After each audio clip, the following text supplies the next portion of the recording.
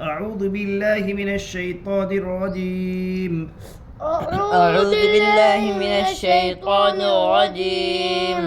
بسم الله الرحمن الرحيم. بسم الله الرحمن الرحيم. تختی نمبر 9. تختی نمبر 9. اظہار. إظهار. تنوین و نون ساکین کا قاعدہ. تنوین و نون ساکن کا قاعدہ. حروف حلقی 6 ہے. حروف حلقی 6 ہے.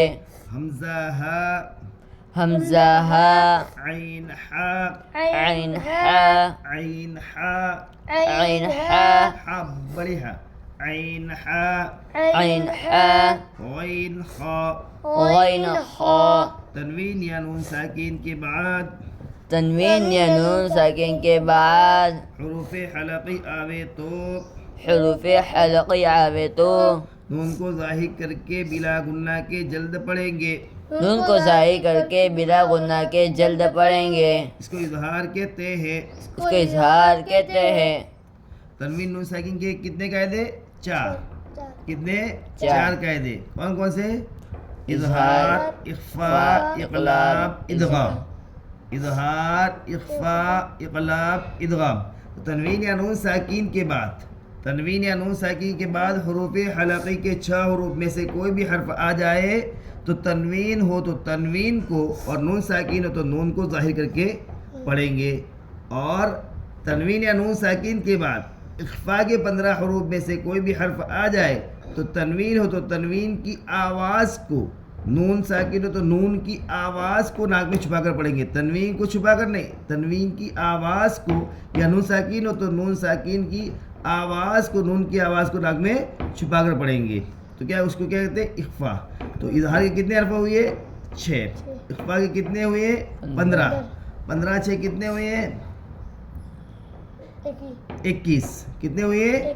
21. پھر اس کے بعد ادغام. کیا؟ اقلاب.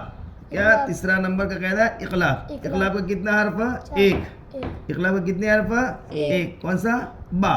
کون سا حرف؟ با. تو تنوین یا نون ساکین کے بعد با آئے تو تنوین کو میم سے بدل کر، نون ساکین ہو تو نون کو میم سے بدل کر، اقلاب کا معنی بدلنا، تو تنوین ہو تو تنوین کو اور نون ساکین ہو تو نون کو میم سے بدل کر غنہ اور اخفاء کے ساتھ پڑھیں گے. اس کو اقلاب کہتے ہیں. اور تنوین چوتھا قاعدہ ادغام کا. تو تنوین یا نون ساکین کے بعد تنوین یا نون ساکین کے بعد با، اور تنوین یا نون ساکین کے بعد لام را 6 حروف ہیں ادغام کے. اس میں سے 2 حرف الگ اور 4 حرف الگ. 2 حرف الگ اور 4 حرف الگ. تنوین یا نون ساکین کے 2 قاعدے ہیں ادغام کے: ادغام مع گنہ اور ادغام بلا گنہ. ادغام مع گنہ، ادغام بلا گنہ. اس کا دوسرا نام ادغام بلا گنہ کا دوسرا نام ادغام تام، اور ادغام مع گنہ کا دوسرا نام ادغام ناقص. ادغام ناقص. تو ادغام تام تنوین یا نون ساکین کے بعد لام را میں سے کوئی بھی حرف آ جائے تو تنوین ہو تو تنوین کو، نون ساکن ہو تو نون کو، لام ہو تو لام سے، را ہو تو را سے ملا کر بغیر گنہ کے پڑھیں گے. کیا؟ بغیر گنہ کے پڑھیں گے. اور تنوین یا نون ساکین کے بعد حروف یمین، یا، واو، میم، نون، ان 4 حرفوں میں سے کوئی بھی حرف دوسرا کلمہ کہنا ضروری ہے. اسی کلمہ میں آئے گا تو ادغام نہیں ہوگا. کیا ہوگا؟ اظہار مطلق. اظہار مطلق. ایسے کتنے کلمے ہیں پورے قرآن شریف میں؟ 4. دنیا، عنوان، صنوان، بنیان.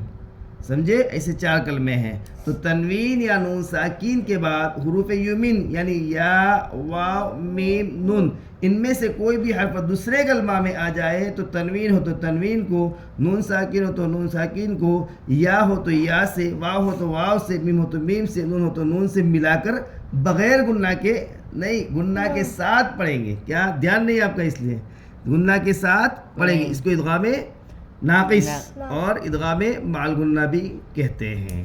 چلیے.